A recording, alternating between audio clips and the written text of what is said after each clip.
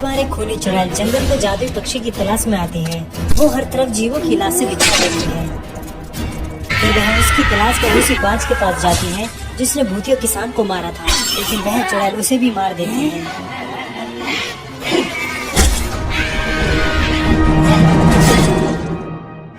और वह जादुई पक्षी अपनी जान बचा के वहाँ से भागकर जंगल में चला जाता है। उसी जंगल में कई पक्षी थे। उनमें से एक मोरू नाम का पक्षी भी था। उसे नई नई चीजें बनाने का बहुत शौक था, क्योंकि उसे विज्ञान में बहुत रुचि थी। वह अपने आविष्कार सबको दिखाता था।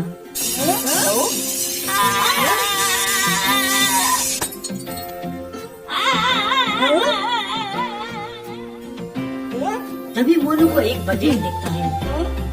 अरे बटेर भैया, आप इस तरह क्यों चल रहे हो? क्या हुआ है आपकी टांगों में? अरे क्या बताऊं मोनू बेटा, मैं जंगल से अपने घर दौड़ता हुआ हवाओं से बातें करता हुआ आ ही रहा था कि तभी अचानक एक सांप ने मेरे पैर पे काट लिया। उसका जहर मेरे शरीर में फैले उससे पहले ही मैंने अपनी टांग काट दी। और अब देखो, मैं बटेर होकर भी तोड़ नहीं सकता। पता नहीं अब क्या होगा मेरा। बहुत बुरा हुआ बटेर भैया, मुझे बहुत बुरा लगा ये जानकर। लेकिन बटेर भैया, मैं आपकी मदद कर सकता हूँ। मैं आपकी टांग फिर से वापस तो नहीं ला सकता, लेकिन मैं आपको एक ऐसी टांग दे सकता हूँ जिससे आप फिर से हवाओं से बातें कर सकेंगे। सच में? वो कैसे? मोनू अपनी एक मशीन लाता है और उसे बटेर की टांगों में लगा देता है। अब तुम इस बटन को दबाओ बटेर भैया। ठीक है। अरे अरे वाह वाह, मैं फिर से हवा से बातें कर सकता हूँ। ये अरे वाह वाह, क्या बात है। ये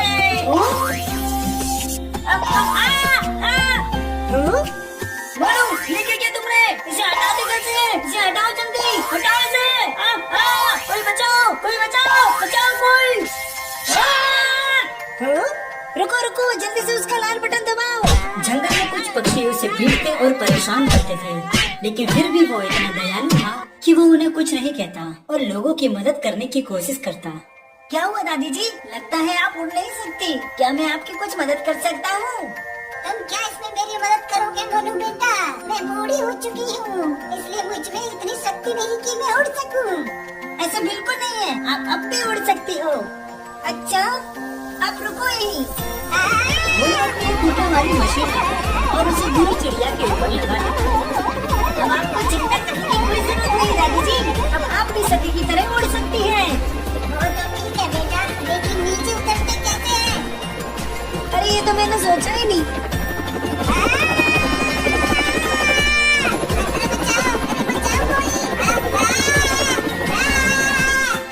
अरे मोनू, ये क्या किया तुमने?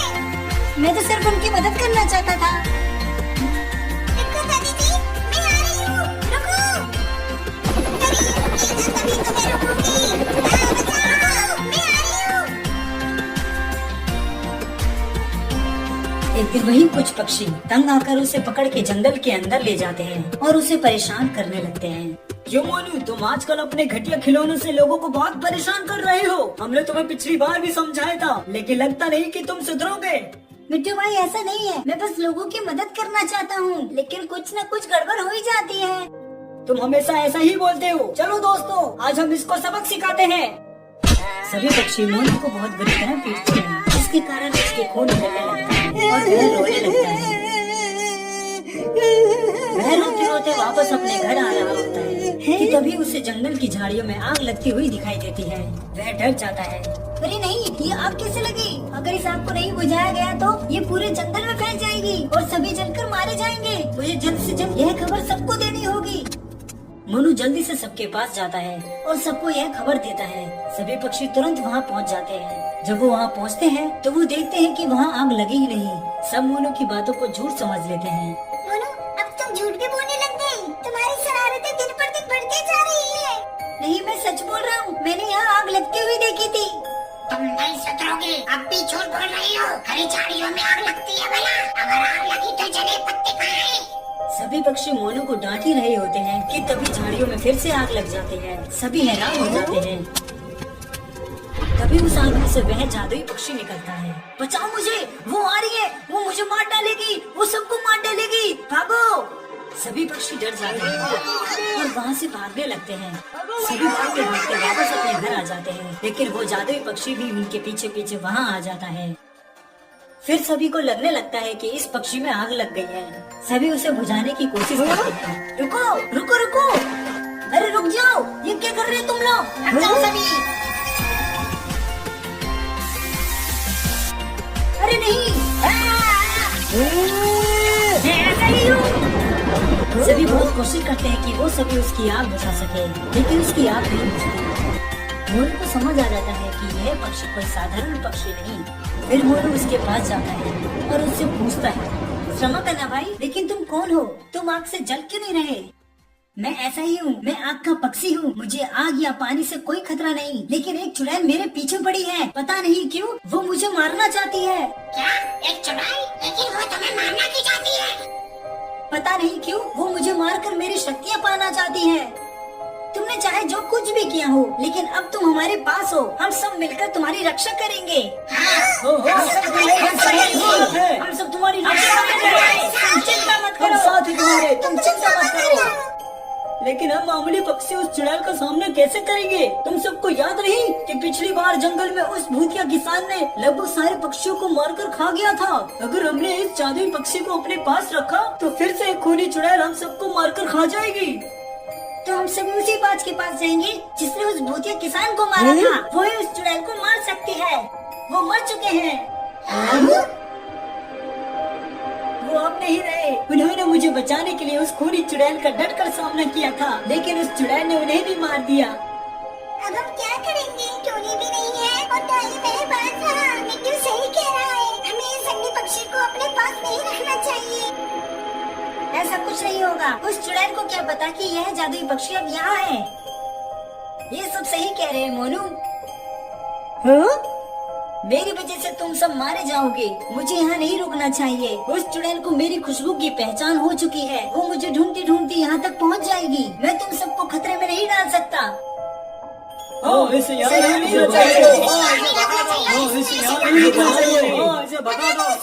सभी पक्षी नहीं चाहते थे कि वह जादुई पक्षी उनके साथ रहे, वरना अगर वो रहा तो सब मारे जाएंगे। लेकिन मोनू उसकी मदद करना चाहता था। अब इसका फैसला हम नहीं, महाराज और महारानी जी करेंगे।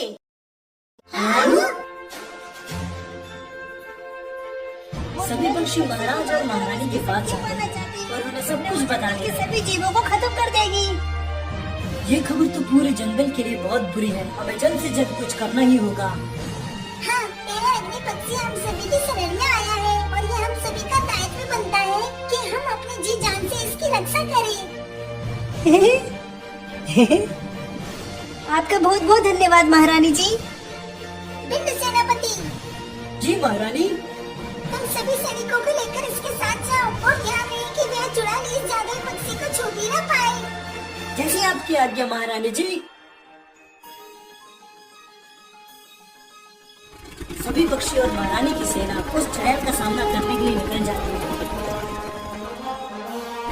सभी उसका सामना करने के लिए तैयार हो जाते हैं। सभी ने जादुई पक्षी को छुपा दिया था और मोनू सभी को अपने बनाए हुए हथियार देता है जिससे वो उस चुड़ैल से लड़ सके। सभी को अब इस बात का पछतावा होता है कि उन्होंने मोनू के आविष्कार को बेकार समझा। हमें माफ करना मोनू, हमने तुम्हें समझा नहीं और तुम्हें परेशान किया। ठीक है, माफ किया। अब सभी तैयार हो जाओ, वो चुड़ैल आने ही वाली होगी। सभी अपने अपने हथियार ले लो।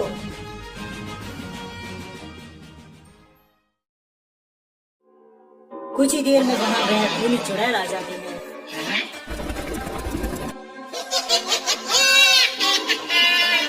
मुझे पता है कि वह अपनी पक्षी यही कही है। तुम सभी ये मत समझो कि तुम उसे मुझसे छुपा पाओगे।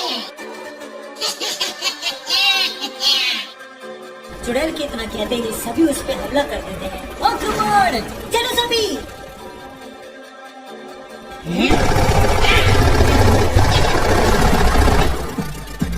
मुझे बताओ कि वो पक्षी कहाँ है, वरना मैं तुम्हें आशीर्वाद दूंगी।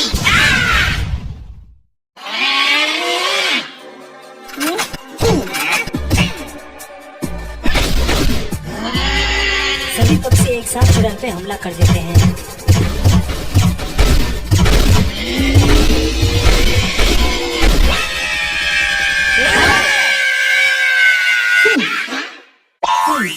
पीछे भी ध्यान दे दिया करो मोहतरमा। अरे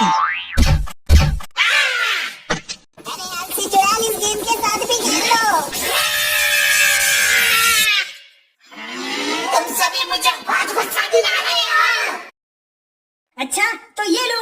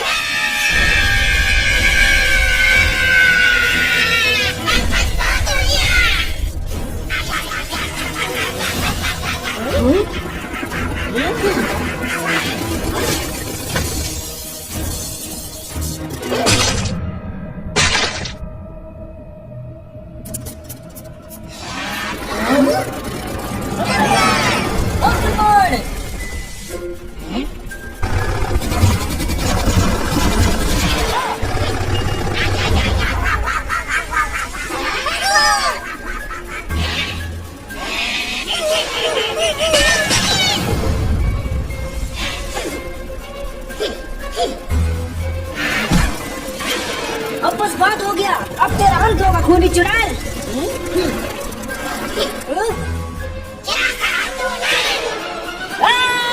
वह चुड़ैल बहुत शक्तिशाली थी।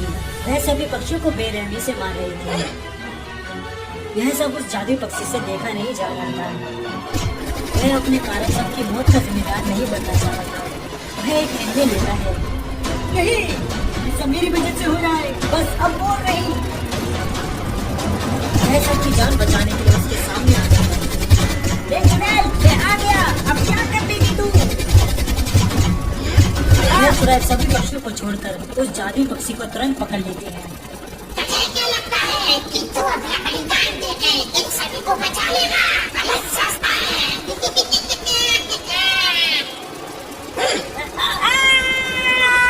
बचाओ उसे।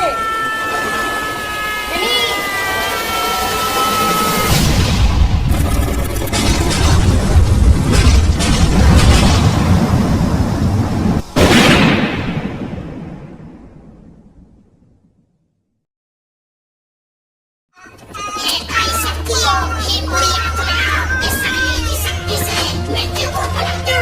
जिंदा करो इस राक्षस को, इस बुरे किसान को नए रूप में जिंदा करो।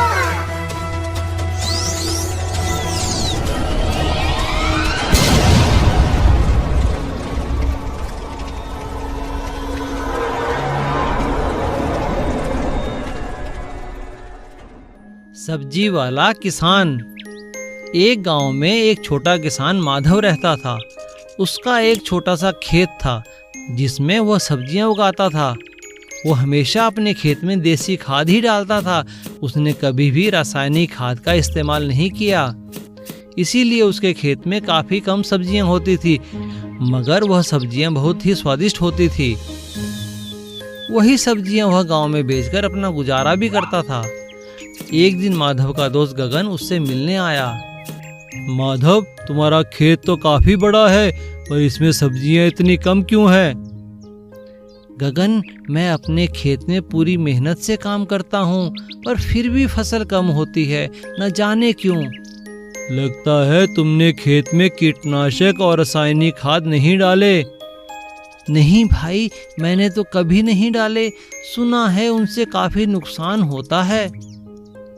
अरे नहीं भाई, ऐसा नहीं है। सभी किसान यही डालकर तो अपनी फसल बढ़ाते हैं, तुम भी ऐसा ही करो। गगन की बात मान माधव ने भी अपने खेत में कीटनाशक और रासायनिक खाद डालने शुरू किए। अब उसकी फसल भी अधिक होने लगी और उसका मुनाफा भी बढ़ गया। एक दिन माधव को घर से फोन आया कि उसका बेटा बीमार पड़ गया है। जब वो अस्पताल पहुंचा तो डॉक्टर ने कहा, लगता है तुम्हारे बेटे ने कोई जहरीली चीज खाई है, इसीलिए यह बीमार हुआ है। लेकिन डॉक्टर साहब, मेरा बेटा तो घर का ही बना खाना खाता है और सब्जियां भी अपने ही खेत की हैं। ओहो, अब समझा, यह सब रासायनिक खाद की वजह से हुआ है। अब माधव समझ गया कि कीटनाशक और रासायनिक खाद से ही उसका बेटा बीमार पड़ा है। उस दिन के बाद से माधव ने कभी खेत में कीटनाशक और रासायनिक खाद नहीं डाले। अब वह पहले की तरह ही देसी खाद डालने लगा और फिर से उसके खेत में स्वादिष्ट सब्जियां उगने लगी।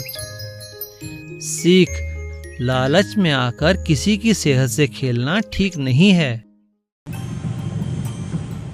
गन्ने का रस। एक गांव में रामकुमार नाम का एक व्यक्ति रहता था। वो गन्ने का रस बेचता था। उसके गन्ने का रस बहुत ही मीठा और स्वादिष्ट होता था, पर वह खुद बहुत ही कड़वा बोलने वाला और झगड़ालू व्यक्ति था। रामकुमार, तुम्हारे दुकान के गन्ने का रस पीने में बहुत मजा आता है। हाँ हाँ ठीक है, सभी लोग यह कहते हैं, इसमें नया क्या है? रामकुमार हमेशा परेशान रहता था। ओह, इन ग्राहकों ने तो नाक में दम कर दिया है, थोड़ी भी देर चैन से नहीं बैठने देते। अरे भाई रामकुमार, कहाँ हो? बोलो, क्या बात है? तुमने इस बार भी मेरा कर्जा नहीं चुकाया और ब्याज भी देर से देते हो। हाँ हाँ, तो क्या हुआ, देता हूँ ना। इसमें इतना क्यों सुना रहे हो? मैं तुम्हारे पैसे चुका दूंगा। तुम हर बार यही कहते हो। देखो, मुझे जल्दी से पैसे लौटा दो वरना। हाँ हाँ, क्या वरना? क्या कर लोगे? मुझे धमकी देते हो? तो लो, मैं आज से तुम्हारे पैसे चुकाने से मना करता हूँ। देख लूँगा कैसे नहीं दोगे। अभी हंस रहा हूँ, फिर आऊँगा। आह, मेरा तो दिमाग ही खराब कर दिया। तभी उसकी दुकान पर एक मंत्री आए। रामकुमार, तुम्हें राजा ने याद किया है। उन्होंने तुमसे 2 बाल्टी गन्ने का रस मंगवाया है। कल दोपहर से पहले रस लेकर पहुंच जाना। हाँ हाँ, पहुंचा दूंगा। दूसरे दिन राजकुमार ने सुबह ही सारा रस निकाल कर रख दिया। फिर वो शंभू गाड़ी वाले का इंतजार करने लगा, जिसमें रखकर वो रस राजमहल पहुंचाता है। जब तक शंभू आएगा मैं घर जाकर खाना खा लेता हूँ, फिर शंभू के साथ रस को लेकर राजमहल जाऊंगा। थोड़ी ही देर बाद जब राजकुमार वापस आता है तो देखता है दोनों बाल्टी रस गायब है। अरे यह क्या, रस कहाँ चला गया? वो निराश होकर शंभू के साथ राजमहल की ओर चल पड़ता है और वहां जाकर सारी बात मंत्री को बताता है। ठीक है, हम पता लगाएंगे कि चोरी किसने की है। अगले दिन मंत्री सुबह ही राजकुमार के पास पहुंच गया। क्या तुम्हें किसी पे शक है? जी, मुझे मनोज पे शक है। तभी वहां से राजा का हाथी गुजरता है। अरे वाह, क्या ये राजा का हाथी यहाँ भी आता है? हाँ जी, ये तो रोज यहाँ से निकलता है और कई बार रस भी पीना चाहता है। जो भी रस गिर जाता है उसे चाट लेता है। तो लगता है कल भी इसने ही रस पिया है।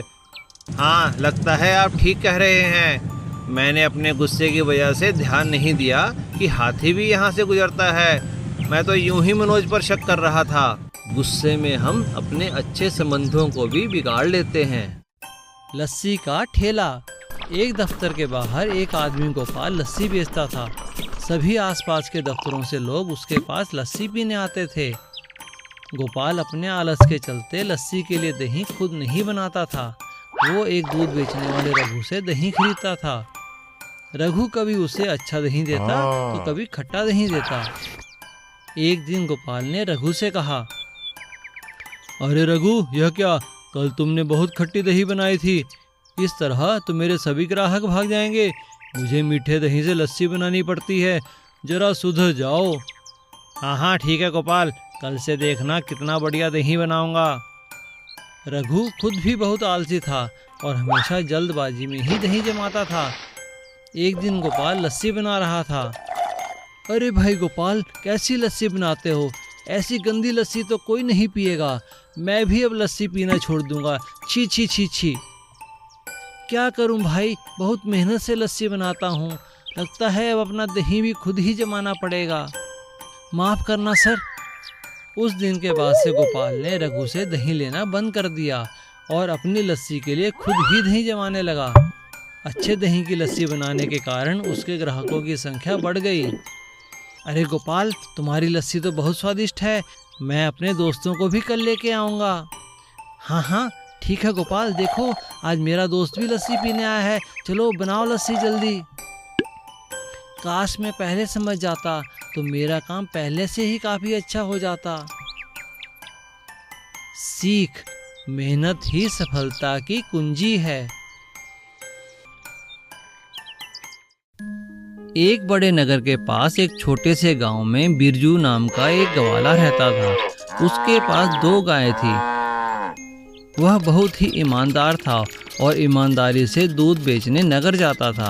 उसने कभी दूध में पानी नहीं मिलाया। एक दिन बिरजू को एक और ग्वाला मिला जो बड़े शहर में अपना दूध बेचकर आ रहा था। अरे बिरजू, तुम्हें देखकर मुझे बहुत खुशी हुई। क्या करते हो तुम? मैं पास ही के नगर में दूध बेचता हूँ। कितनी गायें हैं तुम्हारे पास? 2 गाय। कब से कर रहे हो यह काम? 2 साल से कर रहा हूँ भाई। तो क्या 2 साल में तुमने कोई तरक्की नहीं की? तरक्की का तो पता नहीं, पर तसल्ली बहुत है। मैं पूरी ईमानदारी से दूध बेचता हूँ, कोई मिलावट नहीं करता और चैन की नींद सोता हूँ। अरे इस तरह तो तुम कभी तरक्की नहीं कर पाओगे। क्या तुम नहीं चाहते कि तुम्हारे पास बहुत सी गाय हो, तुम्हारे पास एक बड़ा घर हो, नौकर चाकर हो? ये सब कौन नहीं चाहता, पर यह संभव कैसे है? अरे देखो, थोड़ा सा दूध लो और उसमें पानी मिला लो। आजकल सब यही करते हैं। आज के ज़माने में असली दूध पचता किसको है? हाँ, मैं कुछ समझ रहा हूँ। तुम ठीक कह रहे हो। आजकल किसी को असली दूध नहीं पचता। मुझे तुम्हारी बात मान लेनी चाहिए, तभी मैं तरक्की कर पाऊंगा।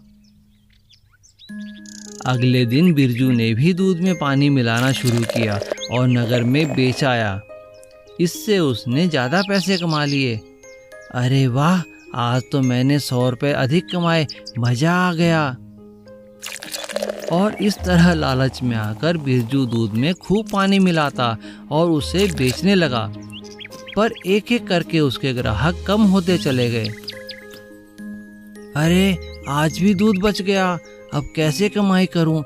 मैं जितना पानी रोज मिलाता हूं उतना ही दूध बच जाता है। पिताजी से पूछता हूं कि क्या करूं। और बिरजू ने सारी बात अपने पिता को बताई। बेटा, इस तरह किसी की बातों में आकर अपना व्यापार खराब नहीं करना चाहिए। बेईमानी करके कोई खुश नहीं रह सकता। अब तुम कल से ईमानदारी से ही अपना काम शुरू करो और बिना मिलावट के दूध बेचो। ठीक है पिताजी। और बिना मिलावट का दूध बेचने के बाद बिरजू के ग्राहक फिर से वापस आ गए। सीख, ईमानदारी ही सफलता की कुंजी है। बेवकूफ चोर। एक सेठ जी का आम का व्यापार था। वो बाग से रोज आम खरीदते और अपनी टोकरियों में पैक कर गोदाम में रखते और थोड़ा थोड़ा कर मंडी में बेचते। उनके 2 नौकर थे, चंदू और मंगू। जहाँ चंदू बहुत ईमानदार था, वहीं मंगू बेईमान और लालची था। उसके पास दुकान की नकली चाबी थी, जिससे वो कभी कभी दुकान से आमों की टोकरी चुराता और उन्हें बेच भी देता। चंदू को एक दिन मंगू पे कुछ शक हुआ। सेठ जी, लगता है हमारे गोदाम से कोई आम चोरी कर रहा है। अरे चंदू, तुम्हें कैसे पता लगा? क्या बात है, मुझे बताओ।